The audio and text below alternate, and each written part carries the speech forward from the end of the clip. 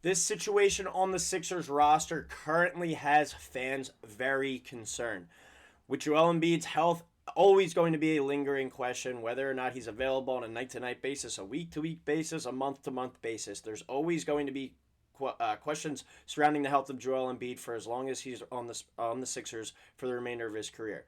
Every single day, it's going to be how's Joel's knee, how's Joel's foot, how's Joel's back, and we've dealt with this for years and years. And the Sixers have still never really been able to solidify the backup center spot behind him. And this is a very important spot on this roster because if you made me make a selection today over under 41 and a half games for Joel Embiid to play this upcoming season, I'd probably say under. I really think there's a legitimate chance we don't see him till around December, maybe even like into the new year. And the Sixers really kind of take their time to get him back on the floor. And Joel has said himself as well, this is a situation this year where he's not going to push himself. He's going to do what is best for him, best for his body, and then it ultimately gives the Sixers the best chance to win down the line in the playoffs. For him to come back on opening night, there's no real need to do that. There's no real need for him to come back and rush back from this injury again, just like he did last year. And as we saw the way that turned out, he only plays in 19 games. Disaster of a season. Get him fully healthy and get him right on the court, and that's the ultimate goal for the Sixers team. But to do that as well, you kind of got to have a good backup spot, a good backup plan at the center position. And looking at the Sixers roster right now, some fans are very concerned with the current state of that spot. And I've always been in the camp where it's like, obviously it's going to be a drop-off. You take Jokic off the floor, there's a huge drop-off at the center spot. You take Embiid off the floor, there's a huge drop-off. But how do you kind of minimize that drop-off? How do you minimize the inability to play sufficient minutes at the center spot? The Sixers have 3 guys right now under contract that could currently be, playing in that center spot. Dominic Barlow, maybe even a 4th. But this recent article on SixerSense.com, shout out Jacob Marino for writing it up, friend of the channel here. He kind of touches on Andre Drummond, Adem Bona, and Janai Broom, the guys that are probably going to be getting the main allotment of minutes over these next, so many months until Joel Embiid is back in the fold. And Joel has said on the record, as I mentioned at the beginning in his recent ESPN article, he's not going to push himself. He's going to come back when he feels ready. And Daryl Morey, on the other hand, is like, oh, we expect him to be ready, by training camp. Already a miscommunication, already a poor dialogue here between the franchise player and the front office. Those messages going out communicating to the fans as a miscommunication in that regard. But you know that they're going to count on a backup to play a bulk of the minutes, and maybe these kind of 3 guys all switch and they all have their different nights or different matchups that you're looking to put them on the floor because they're all a little bit different players. Andre Drummond, the bruiser, the rebounder. He's going to kind of protect the rim. Adem Bona, more the athletic, young, high-flying big man. And Janai Broom's kind of got that old man game, looking to, expand his range out to the three-point line that we saw during Summer League and towards the end of his college career as well. So this article kind of touches on it, but, it also highlights the negatives of this situation and why Sixers fans should be concerned with these dudes having to play, a lot of minutes on a given night. So to look at the first one, Andre Drummond was a bad move by Daryl Morey. He doesn't really have much left in the tank in this situation. That's the unfortunate spot because he probably was the best backup behind Joel Embiid during the Joel Embiid era. He just kind of hasn't, he's lost it. He's aged, and he's just not the same player that he used to be, which used to be a double-double machine. But, in Jacob's article here, he touches on last summer, the Sixers brought in Drummond to be their Embiid insurance, but for one reason or another, his production fell off a cliff. Limited to 40 games, primarily because of a toe injury between this and possible regression issues that he dealt with most of his career were amplified.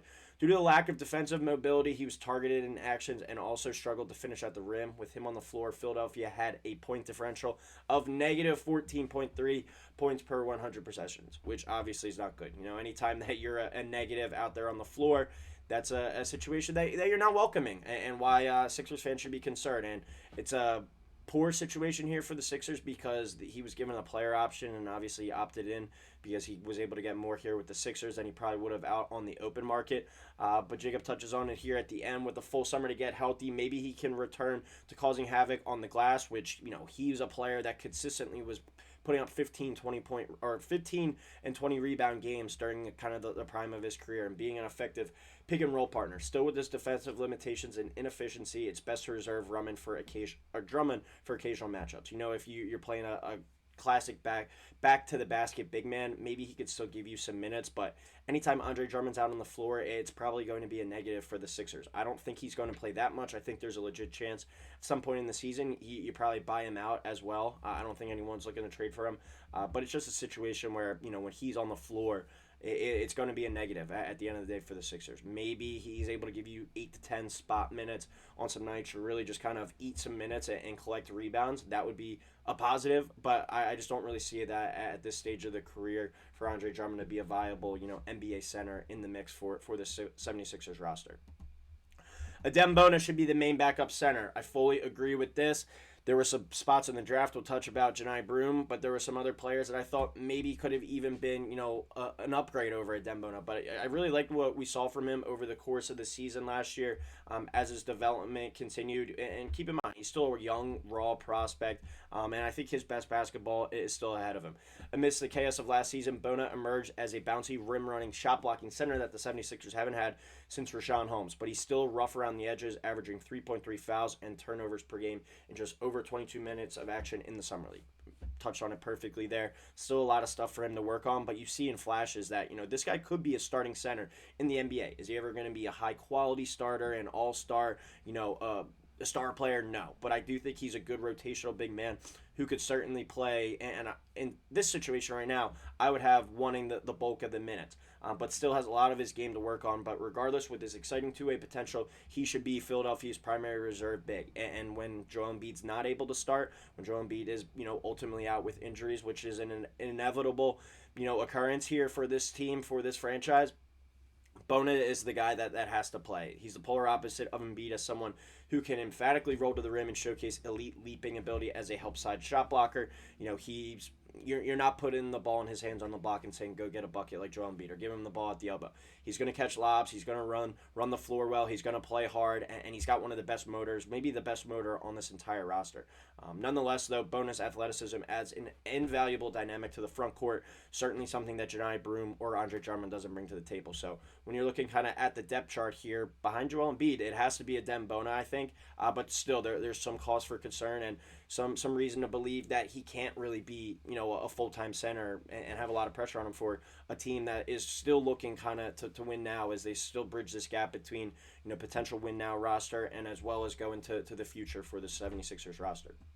And the third option at the backup center, or the third reserve at the backup center spot for the Sixers team, is their second-round pick, Janai Broom. I just touched on a video the other day how I was against the pick at the time, and while he had some good numbers in the Summer League, I think it was more so if you were box score watching. If you were watching the actual game, I just don't really see it for him as an NBA player. But Jacob touches on it here. Then there's Janai Broom, who I view as more of a power forward, which I agree. I was a little bit impressed by his ability to kind of step out and shoot, his willingness to do it too. The one game he took 11 threes. I don't think he's ever going to actually do that in an NBA game, but Summer League is something to work on, showcase kind of what you're trying to develop. But Jacob liked what he saw, I guess, out of him in Summer League, saying, however, after a strong Summer League showing, that stance has changed a bit. I'm still not fully bought in. Broom displayed the capability to space the floor, shooting 45.5% from beyond the arc in the Las Vegas circuit. His offensive skill set was everything you could want from a post-centric big man with flashes of three-point shooting. The biggest question, can this, along with decent enough defense, translate to the NBA? I still don't fully see it, athleticism-wise, and especially defensive-wise. You could see, though, that it looked like he slimmed down, look a little bit more slimmer, and a little bit more athletic on his feet.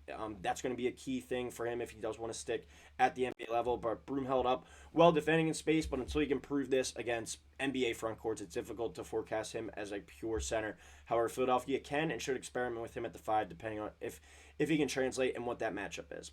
And the one interesting thing into the mix, I would say, about the 76ers roster in terms of these front court players, they're all a different player. Janai Broom, I think, is the most talented offensive one, obviously with the ability to shoot and pass the ball as well. I think that gives him something that you could potentially stick to, but I think he's going to be a major negative on the defensive end, and I think he's going to get hurt on the boards as well against some of these bigger, more physical and athletic players. Andre Drummond going to collect rebounds. Outside of that, at this stage of his career, what is he really doing? And Adem Bona, outside of running the floor and shot blocking, doesn't really give you much on the offensive end of the floor. So all three of these guys are a little bit different. They all have their strengths. They all have their weaknesses.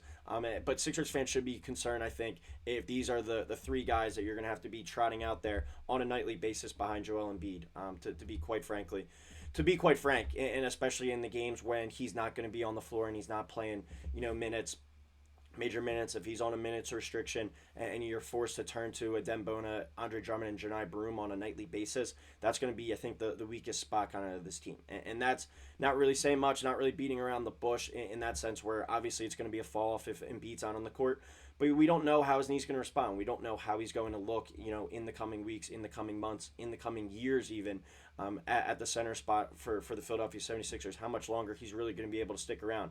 And for the Sixers not really to have a concrete backup center is a reason for concern for sure. But let me know what you guys think in the comments below. Who should be the primary backup center, or is it kind of a matchup basis dependency for you guys in your eyes? I'd love to hear what everyone thinks in the comments below. But as always, everyone, thank you for tuning in. Please like, please subscribe, and we'll talk to you next time here on Sixers Digest.